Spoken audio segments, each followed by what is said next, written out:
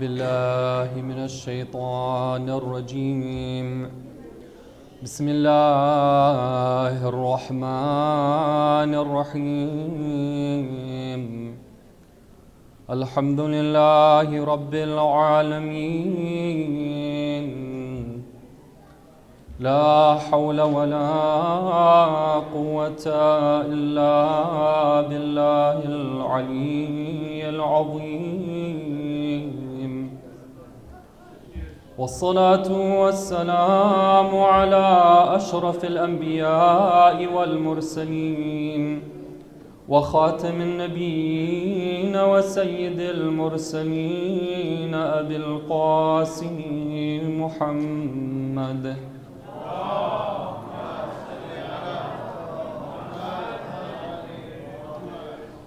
وعلى آل بيته الطيبين الطاهرين المعصومين المظلومين، لا سيما بقية الله في الأرضين.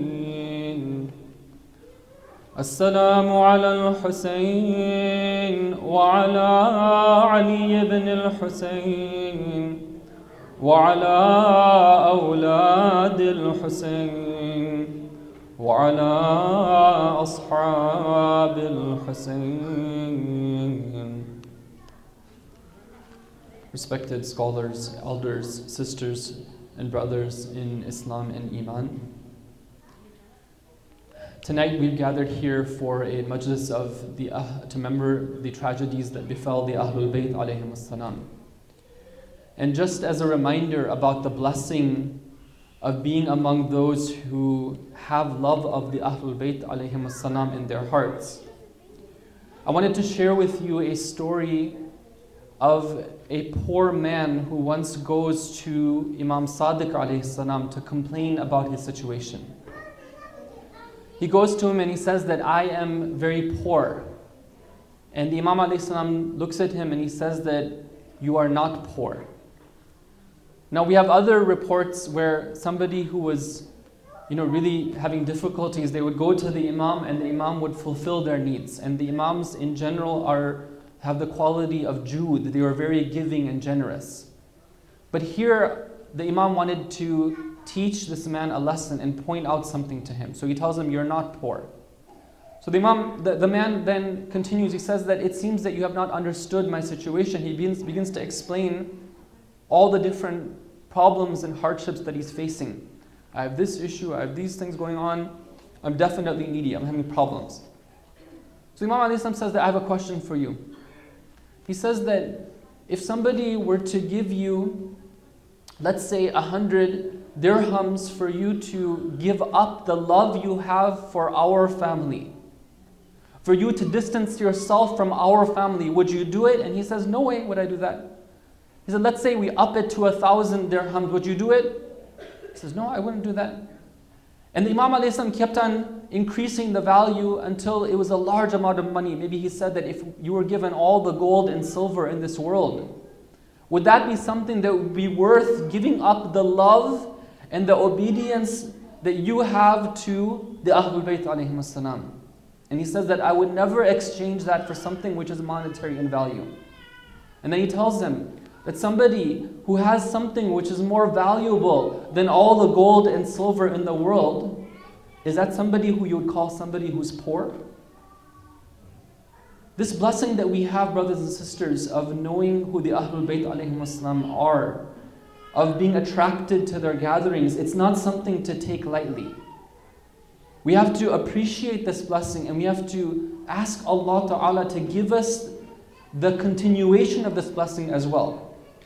There's no guarantee that what is with us right now will stay until the time that we leave this world.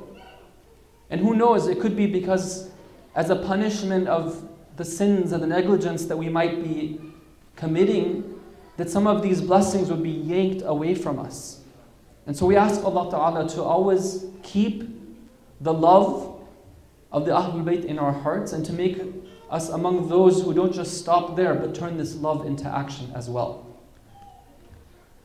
The topic that we began last night is the topic of happiness. what we see from the words of Imam Hussein alayhi salam is that several times during this mission and this events that took place, he talks about this concept.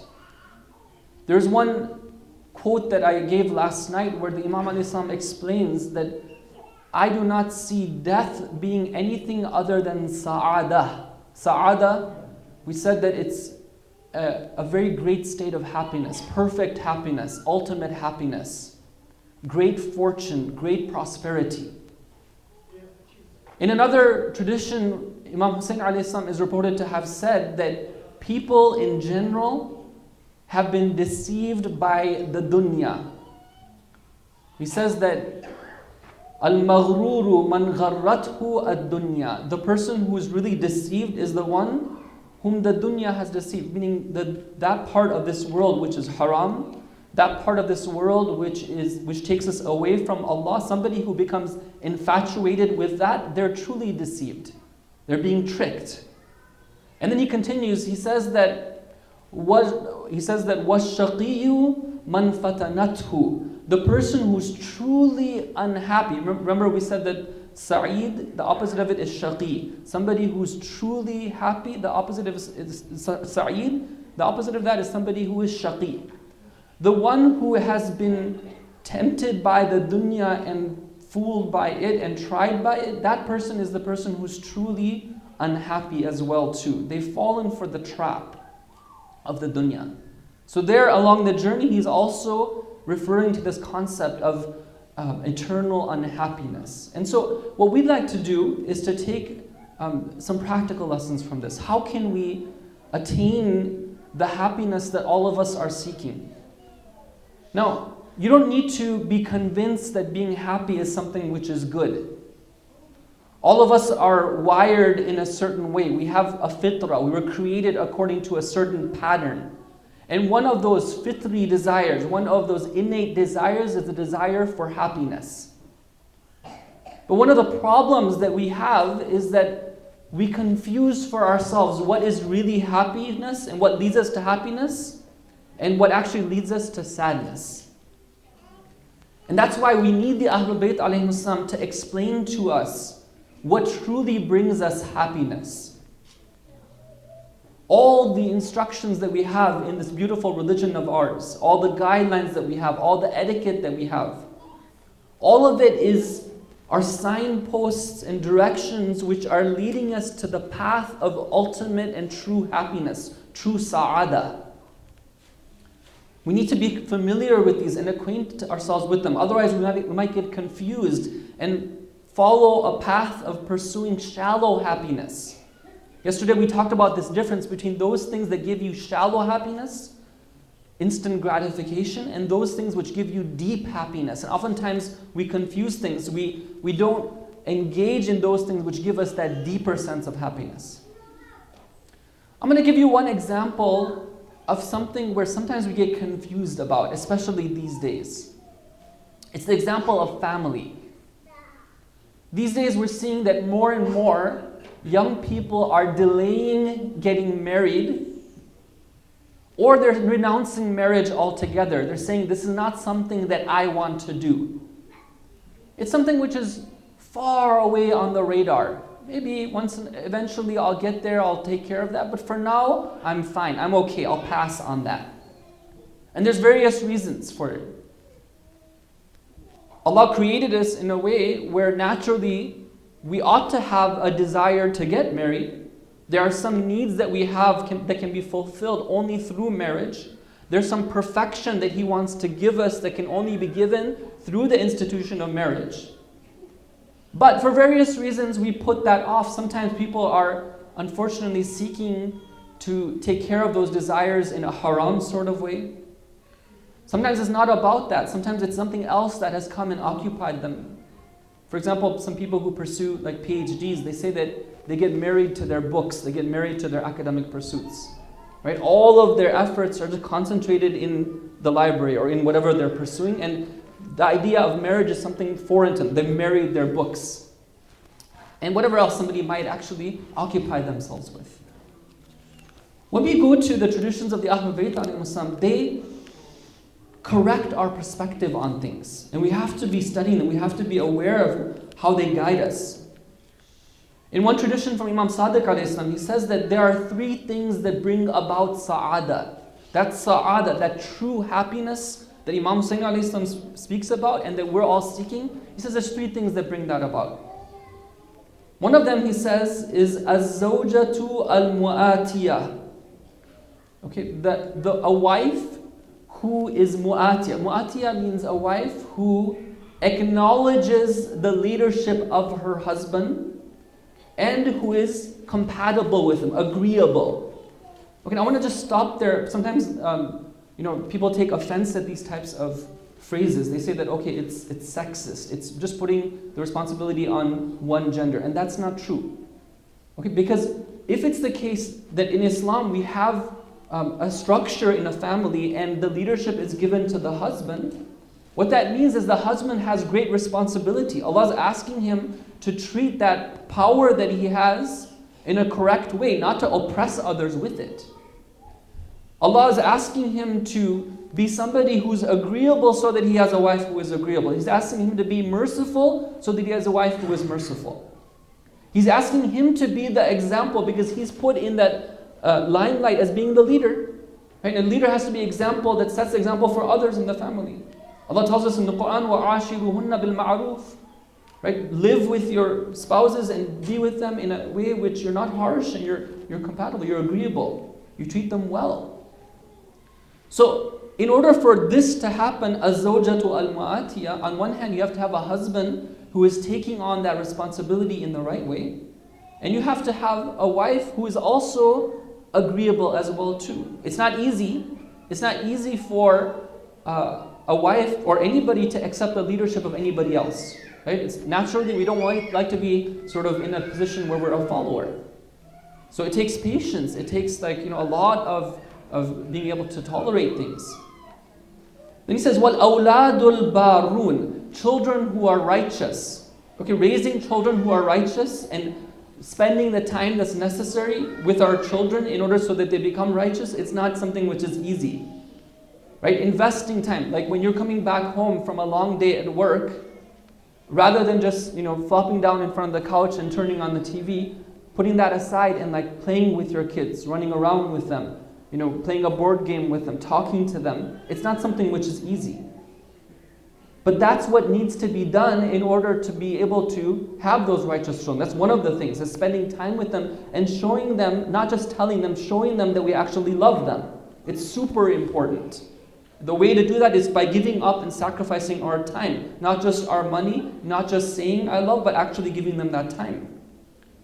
And he says, وَالرَّجُلُ يُرْزَقُ مَعِيشَتَهُ بِبَلَدِهِ. He says that the man who is able to work in his own area and doesn't have to travel far away, that's also something which is sa'ada. It's something which truly gives happiness. Now why is that? I mean, those of you who commute, and maybe you have to go for business travel, you know that it's not so glamorous, it's not so fun.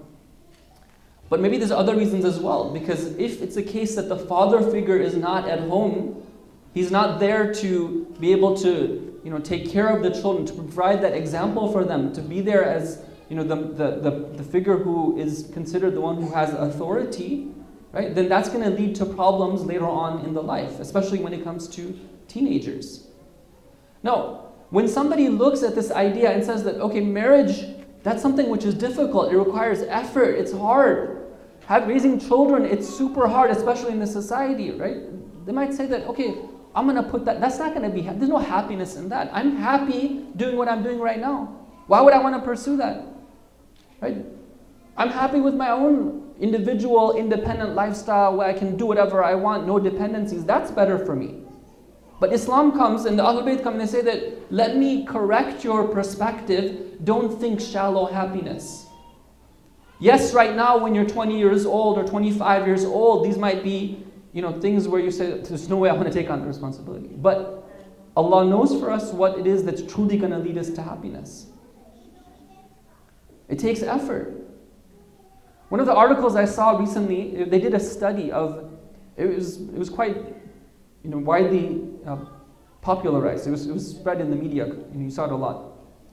They did a study of young men who don't pursue their bachelor's degrees and what sort of trend is happening with them. It's very interesting. They said that in the past, pretty much when people got to that age, they would work, right? They would be trying to seek a livelihood because they want to be able to support a family. But they say that things have changed now. And now, 75% of that time that they used to spend time working, instead, you know what these young men are doing? They're playing video games. Okay, and instead of trying to become independent earners, they're living at home. And the Department of Labor and those people who study these things are actually worried about it because it's going to create an economic crisis when you don't have young people who are earning. Now, brothers and sisters, there's a lot that we could say about video games, but I just want to mention that in the past, right, it wasn't the case that you had these devices and you had people who could just fire it up and play a game. Right? When we used to come to, let's say, the centers for majalis when we were children, maybe the very young children would bring some toys just to kind of pacify them, to keep themselves occupied. But after you got to a certain age, you weren't bringing your toys, to like a social program, right? It's like, okay, like if I bring a toy and I'm, 12 years old or 15 years old, people would laugh at me, right? But now suddenly you see that, you find, teenagers, sometimes even young adults, right? When they get bored with like a lecture or something like that, they just pop open their game, whatever it is, right? And start playing on it, right? You see it all the time, right? And if you just think about it, wait a minute, why is it that it's not okay for me to bring my little Barbie or my little G.I. Joe figure or whatever it is in Transformers, right? When I'm 15 years old, but why is it okay for me to fire up this game right here, right? It's hard to come up with an answer for that, right? This idea that I can be a big boy and a big girl or a young adult and I can still be fascinated with these childish games, right? It's something which is kind of odd, right? I was talking to a father and he was complaining. He's saying that, my son is really attracted to these games, and these games, they have terrible content in them, right? Sometimes they show some of the most popular games, either they show terrible images, and you can't even escape that, or they make you go through incredibly violent types of, sort of acts, and you can't avoid them. Or they have incredibly foul language, and you can't avoid that. Or, when you're communicating with all these strangers who are joining you in these games, right? There's so much, potential for harm that takes place. Sometimes you have, children who communicate, and then, a week or two later, they have strangers knocking on the door of the home, right? Because people are sick, and they use these games as a way of preying on young children. So the father was complaining, saying that, my son has these issues, right? So then he told me that, actually, when my kids go to sleep, I take out the game player. I take out my Xbox, wherever it is, and I start playing it, because I also love these games as well too. And I was telling him that, brother, you have to start with yourself, right? So now, when you look at happiness, right, it might be the case for a young person that playing these video games, right, being on media, it gives them so much happiness, so much temporary, shallow happiness. It puts off seeking what they ought to be seeking. It puts off preparing for a family. But what they're doing is they're depriving themselves of that sa'ada, that ultimate happiness that Allah wants to be able to deliver to them. That's what we are created for. We have a tradition which says that if you're a lady and you're seeking somebody who's a good spouse, he says, the Imam ﷺ says that al-kufu an yakuna afifan wa indahu yasar. The one who's a good match for you is that it should be somebody who's chaste, right? Not somebody who's all out there. And then somebody who has yasar, meaning that they have the means to provide, right? That's what a man should be striving for. He says, the Imam says that Allah despises somebody who's healthy and somebody at the same time they're healthy. They're able to work, but instead they just waste their time.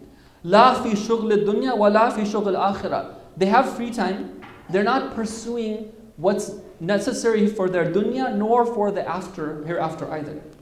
But there's some case where there's somebody who's honestly trying, they get laid off, they lose their job, they're not able to get a job. That's a different circumstance, right? But somebody who's able to and willingly instead chooses a life of shallow entertainment, they're putting off being able to attain that higher level of happiness that Allah wants to deliver to them. That's one example, the example of family. Another example, brothers and sisters, is the example of worship. Right? Worship, for a lot of people, they look at the idea of spending time and doing ibadah, and it's something which, okay, if you give me an app for it, then maybe I'll sort of do it, right? But actually opening up the mushaf of the Quran, opening up a mafatihul jinan, right? Actually sitting on my prayer mat on the ground, that's a little bit tough for me. Just give me the app, right? Let it come and remind me that, read this thing right here. I'll pop it open and I'll read it, and then I've done my religious duty for the day. Waking up in the morning for Fajr prayers, it's very difficult for some people. But the Ahlul Bayt have taught us, the Quran teaches us that if you truly are seeking deeper levels of happiness, not that shallow type of happiness that just comes and goes and oftentimes leaves you more depressed, then the way to do so is to have a life which is committed to ibadah, and part of your routine in your day should be involved with engaging in ibadah. In one tradition, Imam Baqir a.s. describes what it's like to be awake and worshipping God between the tulu'ain. Tulu'ain means when it becomes Fajr to the time that it becomes sunrise. He says that this is a time which is a time of paradise in this earth. Now the Imam a.s. would know. Then he explains, he says that, just look at it. He says, just think about it. He says that if somebody is sick, right? Let's say you're sick. He says, when does their situation get better? When do they, like for example, when does the fever usually break? Right? When do they come out of like their really sick state? He said it's at that time. And that's absolutely right. If you ever experience that, it's usually at nighttime people suffer, and then when it comes time for Fajr, that's when things change. Right? He says that when somebody is staying up the whole night, right? Let's say for invalid reasons, when do they usually fall asleep? Like I say, somebody wants to spend the whole night partying and drinking, whatever it is. Right? When do they go to sleep? They go to sleep at that time. People of the dunya go to sleep at that time. Right? He says that when do people of the akhirah, when do they wake up? They wake up at that time. When does Allah's rizq come down? It comes at that time. Right? So it's a test for us. It's not easy. It's not easy to get up at that time. Right? But if somebody is seeking, according to our tradition, the Ahlul Bayt, if you're seeking to be healthy, if you're seeking to be a beautiful person on the outside, if you're seeking to be able to be involved in this spiritual playground, like they say that it's so wonderful to be asking Allah and praying at that time, right? You should be awake at least for some part of that time. Not that it's like you look at the time of Fajr, then you look time at the sunrise, and you're like, okay, 5 minutes before sunrise, that's the time. Well, that's better than making the prayer qada, but you're depriving yourself of ultimate happiness. The Quran describes some of the qualities of the mu'mineen. People who are truly believers. What does the Quran say about them in the Quran in Surah Al-Sajdah? It says that these people are those who call upon their Lord khawfan wa taman, yad'una rabbahum khawfan wa tama'a. They make dua. They're people of dua. وَمِمَّا رَزَقْنَاهُمْ هُمْ يُنْفِقُونَ. They spend out of what we have given them. تَتَجَافَى جُنُوبُهُمْ عَنِ الْمَضَاجِعِ. Their sides are never truly comfortable in their beds because they're always, sort of anxious. They're waiting for the time that they can get up. And then what happens when they get up? Right? He says, فَلَا تَعْلَمُ نَفْسٌ مَا أُخْفِيَتْ لَهُم مِّن قُرَّةِ أَعْيُنٍ جَزَاءً بِمَا كَانُوا يَعْمَلُونَ. Nobody knows the type of reward that Allah wants to give them as a reward for waking up at that time before Fajr. Okay, this is where it's from the Quran. This is the words of Allah. He's saying that if you're looking for happiness, which is something which is natural to us, it's innate, right? Here's a way you can get it. Wake up at that time and call upon your Lord. Make dua. Do wudu and start asking Him and see what happens. See how it can transform your life. Now these are happinesses which requires some trouble. It requires like some struggle. But Allah only knows what is it that lies there for us. So that's one point, brothers and sisters, that sometimes we need to take our definition for what's happy from the Ahlul Bayt alayhim salam, not just sort of go with what we think is happiness. The second point that I want to make is that when we engage in too much surface level happiness, right, too much indulgence in worldly pleasures, I mean to the excess, what happens is that it can actually create sadness for us. It can create a dissatisfaction with our lives. We have a hadith from Imam Ali salam. He says that "Kam min shahwati sa'atin awrathat huznan tawila." How often it's the case, he says, that when you indulge in shahwa which is forbidden, for example, you look at something haram, you think that it's going to give you some happiness, some temporary pleasure. But what happens is that it produces a long period of sadness. One of the causes of sadness, one of the causes of grief, according to the words of the Ahlul Bayt is sinning. Sinfulness creates grief. Sometimes we wonder what's happening with us. Why do we not feel internal satisfaction? And we look to a medical solution for it. And maybe sometimes there is a medical problem involved. But sometimes it's not that. Sometimes it's a spiritual problem. Because after all, when you are created for a certain purpose and you're being taken off that route, well, it has an effect on you. That effect shows up inside of your heart, inside of your soul. So brothers and sisters, that's what I wanted to offer for tonight, a reminder about, where is it that we can seek true happiness? Now, the question arises that what about grief? And what is the perspective of the Ahlul Bayt on grief? I was hoping to get to it tonight, but inshallah we'll have to wait to present that at another time. Please, if I can ask you to recite the salawat ala Muhammad wa ala Muhammad.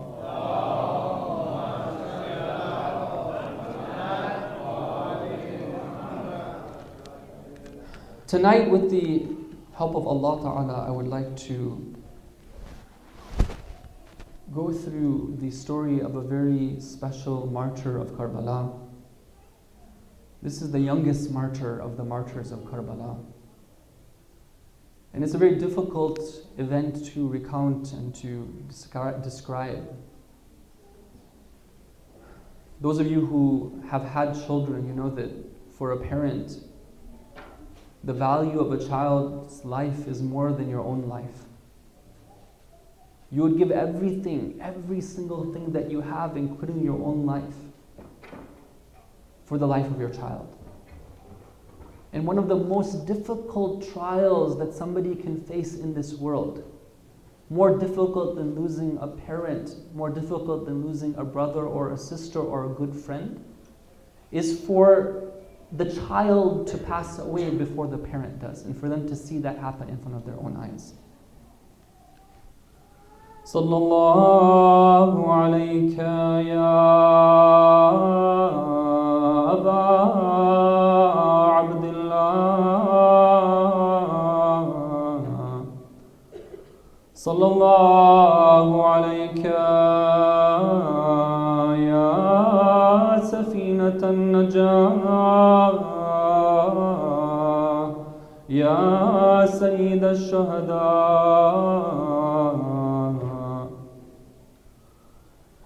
Let your tears flow tonight. It's the month of Muharram, the month where you should not hold back from expressing your grief. Remember the chief of the martyrs, that pure soul who was martyred by the banks of the Euphrates River while his mouth was thirsty. Remember his pure children, those who would give everything they have to defend the Imam of their time. Imam Hussein alayhi salam looks around at the battlefield at a certain point on the day of Ashura. He looks to the left, he looks to the right. He sees no one standing anymore. He cries out, هل من ذاب يذب عن حرم رسول الله هل من موحد يخاف الله فينا هل من مغيث يرجو الله بإعانتنا. Is there anyone who wishes to help us to defend the haram of the Messenger of Allah? Is there anybody who has hope in the mercy of Allah? Do any one of you fear Allah for the sake of the Ahlul Bayt, the family of the Prophet? But there is no one to respond. Suddenly, the cry of his infant child pierces the desert. Imam Hussein alayhi salam goes to this child. Remember, this was the day where the children are crying out, Al-Atash, Al-Atash. The thirst is killing us, the thirst is killing us. How can a baby speak out? How can the baby say Al-Atash? The cry of the baby is his Al-Atash. Imam Hussein alayhi salam knows the end is near. He tells his sister Zainab, ناوليني ولدي الصغير حتى أودعه. Oh Zainab, give me my baby son. Let me have one last look at him. Let me kiss him, embrace him. Let me say farewell to him. He takes the baby in his arms. He knows the dire situation. Ali Asghar is not normal. He is gasping out of thirst. The desert is hot. There is no water. How long can a baby survive in such heat, in such conditions? Imam Hussein alayhi salam takes him and holds him in his arms. He tells the enemy army, يا قومي لم ترحموني فارحموا هذا الطفل. Oh people, if you have no mercy on me, can you find it in yourselves to have mercy on this baby? You have killed the Ahlul Bayt, you have killed my family, you have killed my companions. What are you going to do with this baby of mine? How much water would they have had to give him? How much would have taken them to give him a cup of water? But as they are looking at this scene, some of them might have had some compassion, but the hardness has set in their hearts. The love of the dunya has blinded them to what is right and what is wrong. Harmala takes an arrow to his bow. Imam Hussein alayhi salam is one moment holding a crying baby, and suddenly the baby becomes limp in his arms.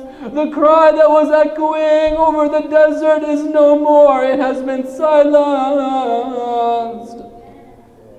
Imam Hussein alayhi salam cries out, the only way that I can deal with this is knowing that I'm in the presence of Allah. This is the only time we see that Imam Hussein alayhi salam needs special comfort from Allah. A cry is heard in the sky, oh Hussein, leave him, it's okay. There is somebody who will take care of him in paradise. ألا لعنة الله على القوم الظالمين وسيعلم الذين ظلموا أيام القلب ينقلبون.